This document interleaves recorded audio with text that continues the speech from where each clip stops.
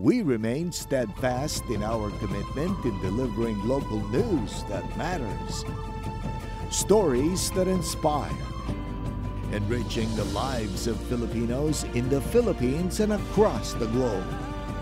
This is your GMA Regional TV. Buong puso para sa Pilipino.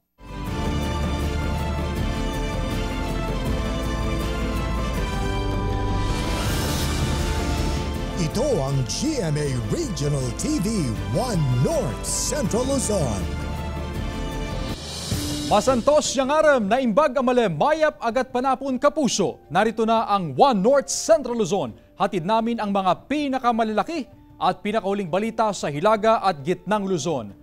Live mula rito sa GMA Dagupan Station, ako po si Chris Zuniga.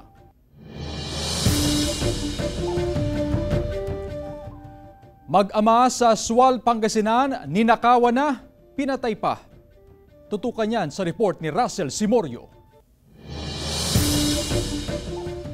Magkatabing pinaglalamayan ang mag-ama na sina Ronnie Costales, 26 anyos at 2 taong gulang niyang anak sa kanilang bahay sa Barangay Kawayan, Sual, Pangasinan. Ang mag-ama walang awang pinatay sa loob ng barracks ng isang construction site sa Barangay Kapantolan. Ang panawagan ko lang po ay mabigyan po ng siya sa kamatay ng aking mga apo, ang king apo at saka anak.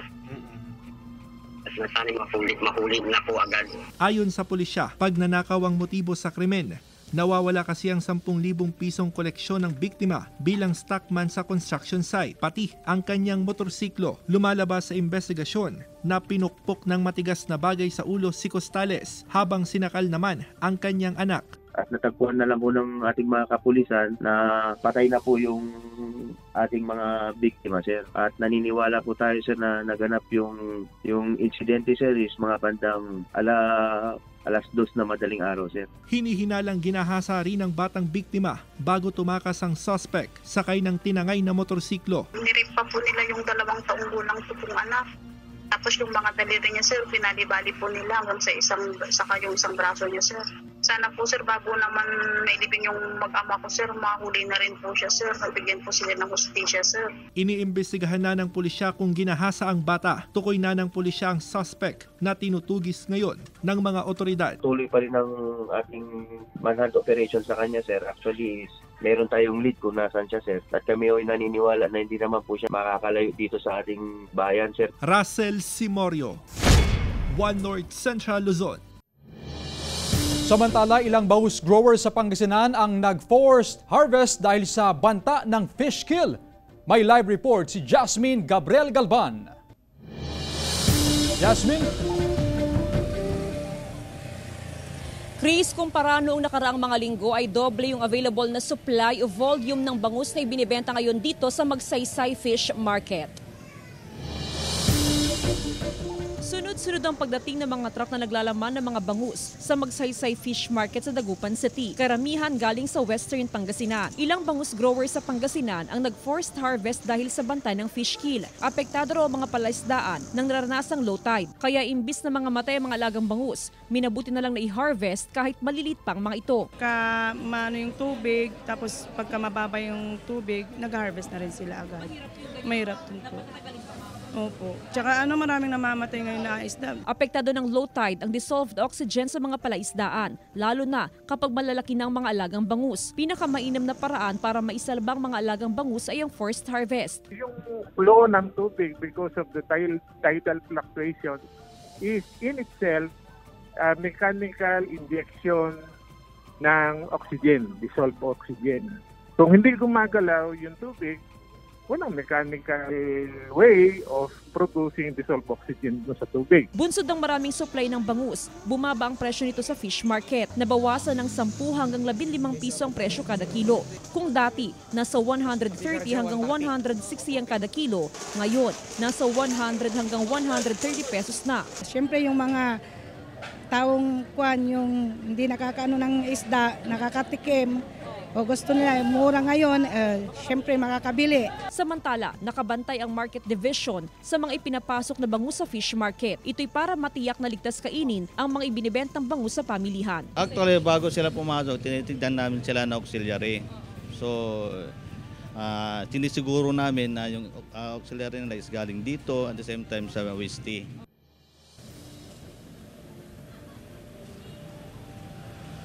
Chris, 24 hours na may nakabantay ng mga inspektor dito sa Magsaysay Fish Market. Sa entrance pa lamang ng fish market ay chine-check na ng mga inspektor yung auxiliary invoice ng mga operator o ng mga bangus grower na pumapasok sa fish market. Sa auxiliary invoice ay makikita kung saan nanggaling yung mga bangus o kung saan na-harvest yung mga bangus. Tiniyak ng Market Division na safe for consumption lahat ng mga ibinibentang bangus dito sa pamilihan. Samantala, Chris, stable yung presyo at supply naman ng sari-saring isda na ibinibenta dito sa Magsaysay Fish Market. Chris? Maraming salamat, Jasmine Gabriel Galban. Target enrollees sa Mangaldan National High School nasa 85% na kahit kasisimula pa lang ng enrollment period. Sundan sa report. Tiwalang pamunuan ng Mangaldan National High School, natataas pa ang bilang ng mga estudyante sa paaralan para sa school year 2023-2024 na magsisimula sa August 29. Ngayon pa lang, umabot na sa 85% o katumbas ng mahigit 7,000 estudyante ang naka-enroll kahit kasisimula pa lang ng enrollment period noong Lunes. Meron na lang po tayong inaantay na 1,500 something mula grade 7, 8, 9, 10, 11, and 12. Kaya mabilis yung enrollment procedure po natin ngayon. 6 designated enrollment area sa Manghay na pinakamalaking paaralan sa Rehiyon 1. Hindi raw nahirapan ang mga estudyante sa proseso ng enrollment. Okay lang po, madali lang din po. At ito, pauwi na rin po ako. Excited na ako balik sa eskwela. May magiging bagong friends na naman. Naghahanda na rin ang mga paaralan sa bagong K-10 matatag curriculum na inilunsad ng DepEd. Sa ilalim ng matatag curriculum, mula sa dating 7, 5 na lamang ang subject ng incoming grade 1. Partikular na rito ang language, reading and literacy, mathematics, makabansa at good manners and right conduct. Pero madaragdagan ito habang tumataas ang grade level hanggang grade 10. Kung magkakaroon man ng orientasyon para sa mga kaguruhan o lalong-lalo na sa mga punong guro, ito ay isang pagbabago na sa tingin ko naman ay matatag na edukasyon. Okay lang yan. Para hindi mabigla yung mga bata sa kanilang habang tumatagal yung kanilang pasok. Para mas lalo pa silang matuto pag Sa 2027, ang target na full implementation ng bagong curriculum kasama si Jing Dakanay, Russell Simorio, One North Central Luzon. Pasintabi po mga kapuso, paglipana ng mga langaw na mula sa isang manukan sa isang barangay sa Calasiao, Pangasinan, perwisyo sa mga residente. Tutukan sa ulat ni Claire Lacanilaw. Perwisyo umano sa mga residente ang paglipanan ng mga langaw mula sa ilang manukan sa Barangay Songkoy, Calasiao, Pangasinan. Ang mga langaw dumadapo na sa kanilang pagkain. Peligro daw ito sa kalusugan ng mga residente lalo na sa mga bata. Hirap din daw silang makatulog dahil sa mga langaw. Paano kung nagkadayariya sila, wala kang pambili ng gamot? Di mahirap, lalong-lalo na ngayon. Ang mahal-mahal ngayon kasi ng mga bilihin. Kaya sabi ko, naapektuhan yung mga bata, maraming nagkakasakit na ako. Sa mga bata o sa mga kinakain, tignan nyo po, may ebidensya naman. Tiniyak naman ng ilang may-ari ng poultry farm ang kalinisan sa manukan. Namamahagi rin sila ng mga fly trap sa mga residente at nag-iikot din sila upang mag-spray sa mga kabahayan. Nagpapalagay din po kami ng mga fly trap, spray, ganun po para wala din magiging problema sa mga kabahay-bahayan. Ginagawa naman po namin lahat yung dapat na gawin dito sa farm. Nag-i-spray kami bago mag-harvest. Tapos 7 days, 14 days, nag-i-spray po kami, ma'am. Ayon sa barangay, kasama ng sanitary inspector, nagsasagawa sila ng inspeksyon sa mga poultry farm upang matiyak na sumusunod sa sanitasyon ang mga poultry farm owner. Ngunit may pagkakataon na hindi sabay-sabay ang harvest time ng mga poultry farm, kaya matagal mawala ang mga langaw. So far, sumusunod yung 3 ngayon. Kaya lang, itong harvest lang talaga ang nagkakaproblema tayo, ma'am. Di namin alam kung kuan, pero kausapin din natin yung mga may-ari kasi so far ngayon nag-iikot yung mga tauhan nila, naglalagay ng fly glue. Kasama si Ron Alister Taniedo, Claire Lacanilaw, 1 North Central Luzon. Ito ang GMA Regional TV 1 North Central Luzon.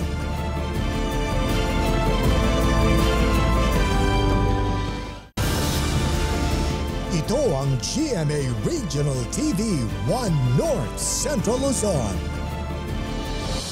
Malawakang missing operations laban sa lamok isinagawa sa mga paaralan sa Dagupan City ilang linggo bago ang pasukan. May ulat si Jasmine Gabriel Galvan.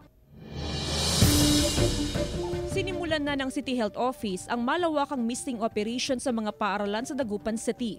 Paghahanda ito sa nalalapit na pagbabalik eskwela sa huling linggo ng Agosto.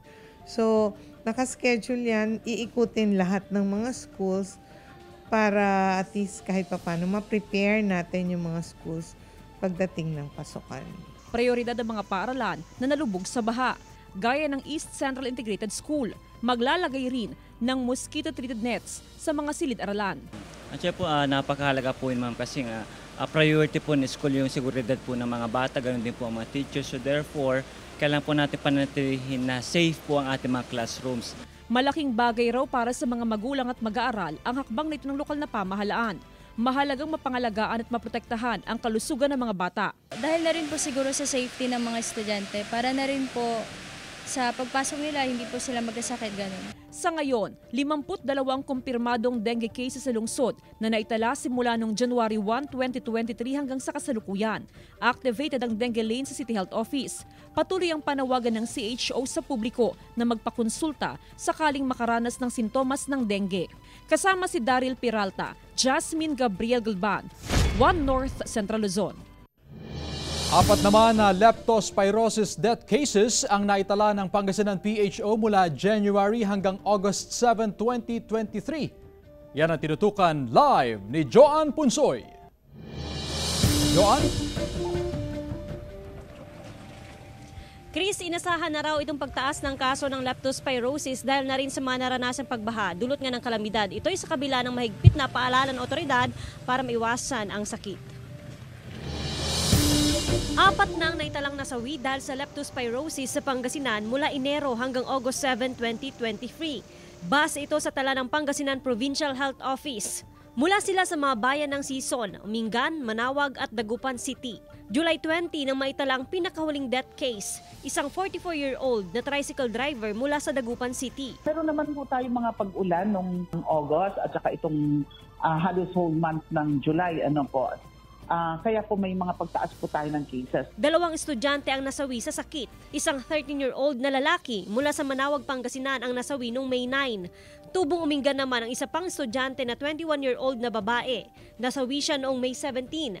Isang 37-year-old na magsasaka ang nasawi mula Sison noong January 29. Ay maari po na nakuha po niya sa putik na nung siya po ay ang ating assumption ay pumunta sa kanyang pagsasaka. Mas nag-iingat daw si Mang Franco ngayon na may baha pa rin sa kanilang lugar upang makaiwas sa banta ng leptospirosis.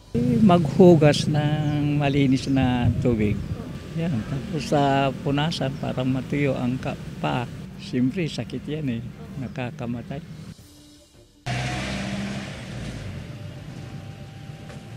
Nasa 5% ang itinaas ng kaso kumpara noong nakarang taon. Mula January 1 hanggang August 7, 2022, nasa 19 cases ang naitala at isa ang nasawi.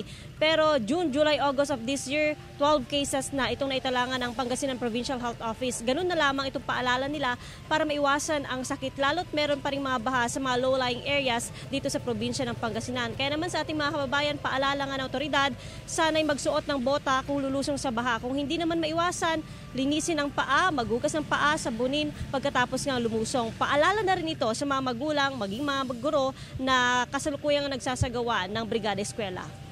Chris. Maraming salamat, Joan Punsoy. Nagkalat ang mga basura sa dinarayong Sexy Beach sa Pasukin, Ilocos Norte. Tutukan yan sa report.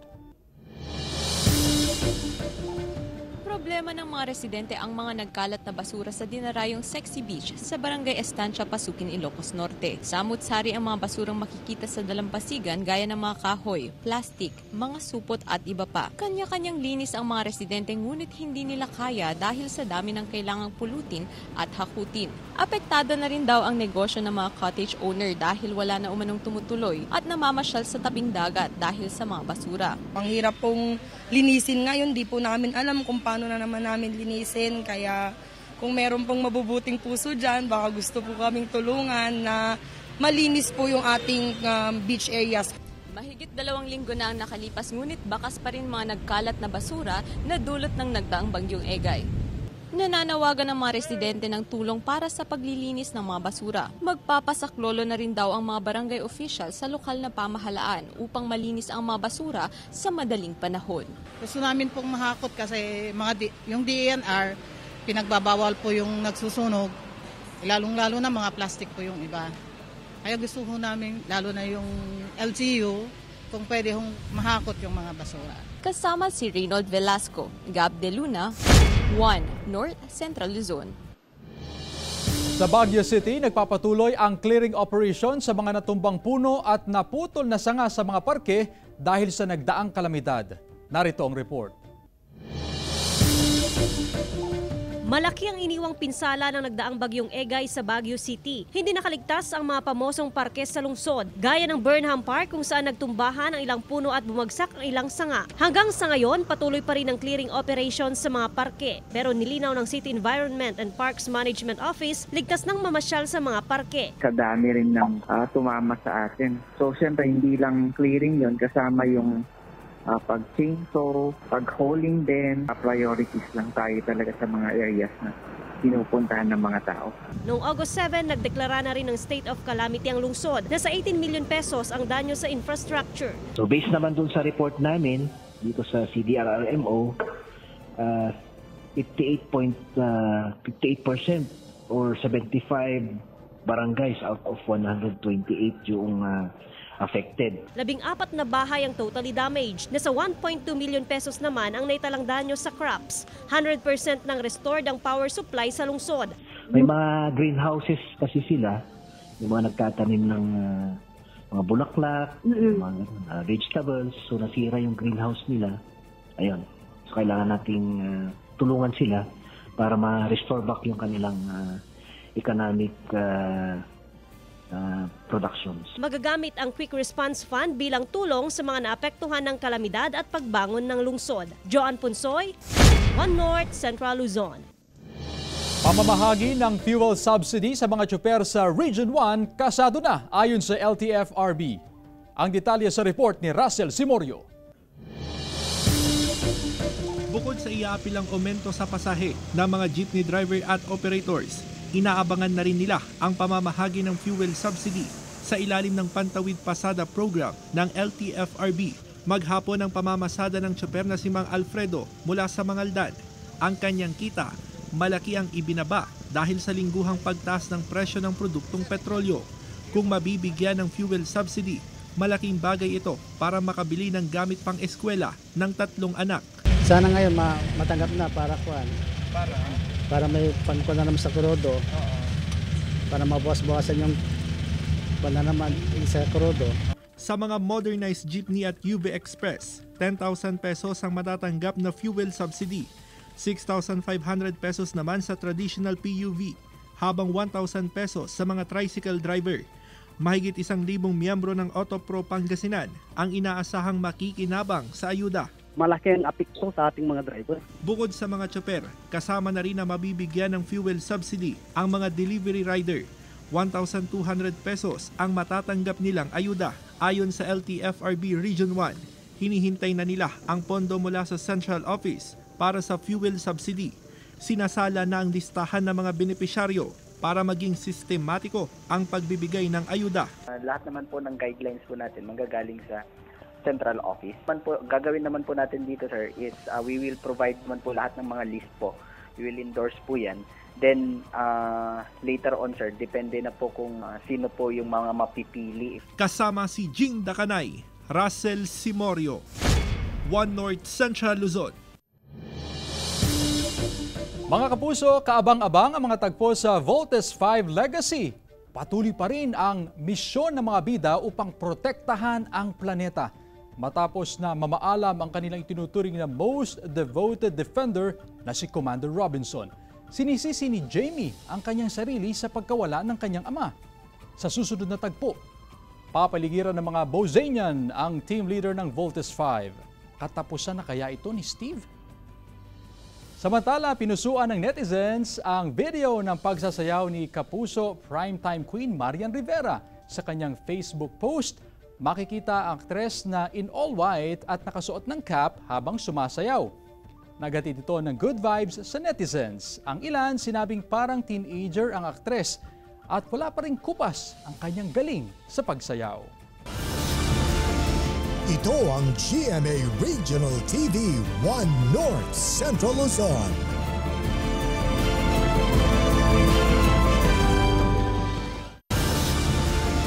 Ito ang GMA Regional TV 1 North Central Luzon.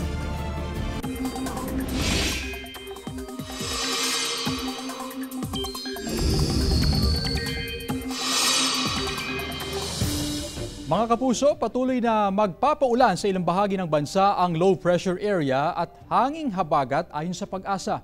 Muling namataan ng Pag-asa ang LPA sa silangan ng Borongan, Eastern Samar at makakaapekto ang dalawang weather systems sa Southern Luzon at halos buong Visayas at Mindanao. Huwag kalimutang magdala ng payong dahil base sa datos ng Metro Weather, malaking bahagi ng Northern at Central Luzon ang makakaranas ng kalat-kalat na pag-ulan ngayong hapon.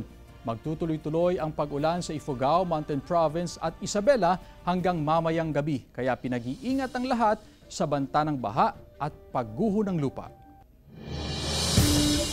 Samantala, arestado ang 3 umano'y tulak ng iligal na droga sa Cabanatuan City. Tutukan sa report. Arestado ang 3 hinihinalang tulak ng ilegal na droga sa anti-drug operation ng otoridad sa Barangay Bangad, Cabanatuan City. Target sa operasyon si Soliman. Parokyano niya ang 2. Nakuha sa operasyon ang mahigit 100 gramo ng shabu na nagkakahalaga ng mahigit 700,000 pesos. Nakumpiska rin ang isang caliber 45 na baril na may mga bala kay Mendoza.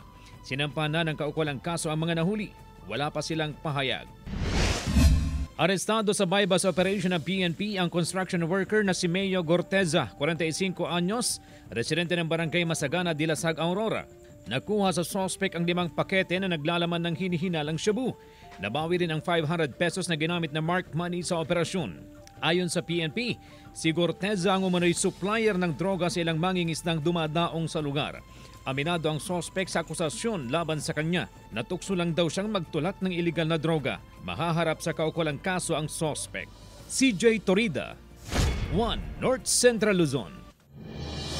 Para maiwasan ang counterflow ng mga sasakyan, ipatutupad sa AB Fernandez East sa Dagupan City ang road rechanneling. Alamin yan sa ulat ni Jasmine Gabriel Galban.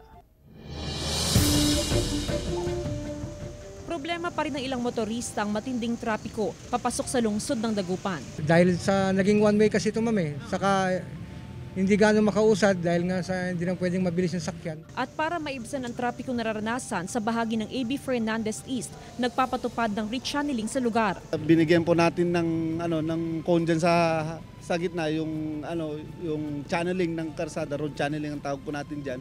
Para sa ganun maiwasan po natin yung mga magka-counterflow at hindi po maharangan yung palabas. Hindi na muna pinapayagang dumaan sa AB Fernandez East. Papasok sa lungsod ang mga bus at truck. Pinapadaan sila sa tabang road. Hiling ng poso sa mga motorista ang pangunawa hanggang sa mga susunod na buwan. Kasabay ng road elevation na ginagawa sa lugar. Kunting pasensya, habaan yung pasensya nila dahil pakikinabangan naman po ng pangkalahatan. Inaasahang tatagal pa ng 2 buwan bago buksan sa lahat ng motorista ang AB Fernandez East. Kasama si Daryl Peralta, Jasmine Gabriel Galban, 1 North Central Luzon. Nanawagan ng tulong ang mga mangingisda sa Kawayan, Ilocos Sur na labis na naapektuhan ng Bagyong Egay. Narito ang report.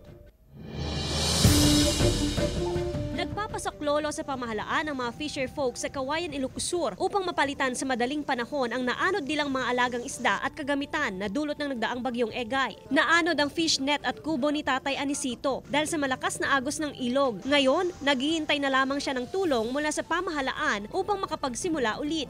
Ayon sa Municipal Agriculture Office, mahigit 14 million pesos ang halaga ng napinsalang palaisdaan sa bayan. Apektado ang 8 barangay sa bayan na may mga palaisdaan. Hinahangaan ang Barangay 3 Lawag City dahil sa kanilang konsepto ng pinaghalong material recovery facility at vegetable garden. Ang dating bakanteng lote naging atraksyon hindi lamang sa mga residente ng barangay kundi pati na rin sa mga namamasyal. Sa vegetable garden, sasalubungin ka ng samut-saring mga tanim na gulay. Meron din silang greenhouse. Pwede raw pumitas kahit sino basta ipaalam at titimbangin ang nakuhang gulay para ma-monitor ang tanim. Dinagsa ng mga fashion enthusiasts ang Pavorulon Afi Festival gown na nakadisplay sa isang mall sa Tuguegarao City. Patok ang mga gown na gagamitin ng mga kandidata para sa Mutya ng Tuguegarao na gaganapin sa August 15. Hanga ang mga enthusiasts sa mga gown na gawa sa mga lokal na materyales at iba pang nakabibighaning disenyo. Ang ibang gowns gawa sa tangkay at balat ng mga puno, mga abaka, goma, alambre na may tela, kulay pilak at ginto na mga palamuti, mga ginupit na papel at iba pang swak sa fashion kahit pa tipid na tipid ang gastos sa pagkakagawa ng mga ito. Joan Punsoy, One North Central Luzon. Nagdala ng pag-asa sa mga katutubong Aita sa Kapas Tarlac ang grupo ng mga freelance photographer. Tunghayan sa report. Imbes na material na bagay, isang free graduation picture ang hatid ng isang grupo ng freelance photographers para sa mga katutubong Aita sa isang upland community sa Kapas Tarlac. #manifesting dahil bukod sa normal na graduation picture, binigyan ito ng twist featuring ang mga pangarap sa buhay ng grade 6 graduates ng Manabayukan Elementary School. May mga gustong maging guro, meron ding nangarap na maging bahagi ng kapulisan at kasundaluhan. Itong photoshoot for me is something meaningful. Kasi, ayun, nabubus sila, naggaganahan silang mag-aral kasi parang motivation Parang motivation. Like, magkakaroon sila ng ganitong photo kapag nakapagtapos sila ng pag-aaral. Sa tulong ng mga kapwa photographers, nag-set ng photo booth para sa 20 estudyante na nagtapos sa preschool at elementary. Hindi alintana ang pagod at layo ng lugar para mapasaya ang mga bata at guro. Actually, yung makukuha namin is more than money. So, ayan, the experience, what you can provide to them, what you can contribute to the society nga. Ayon kay DJ, ang mga simpleng grad pic na ito ay regalo niya sa mga katutubong Aita para kahit sa simpleng paraan man lang ay makatulong siya sa pagtupad ng kanilang mga pangarap. Joan Punsoy, One North Central Luzon. Samantala, mapapanood niyo po ang episode na ito at iba pang pinakahuling lokal na balita sa official website ng GMA Regional TV, www.gmaregionaltv.com. Pwede rin kayong bumisita sa aming official YouTube channel, GMA Regional TV, at i-click ang subscribe button para sa pinakamainit na balita mula sa mga rehiyon. Nais naming pasalamatan ang mga kapuso sa Hilaga at Gitnang Luzon, maging ang mga kapuso natin abroad.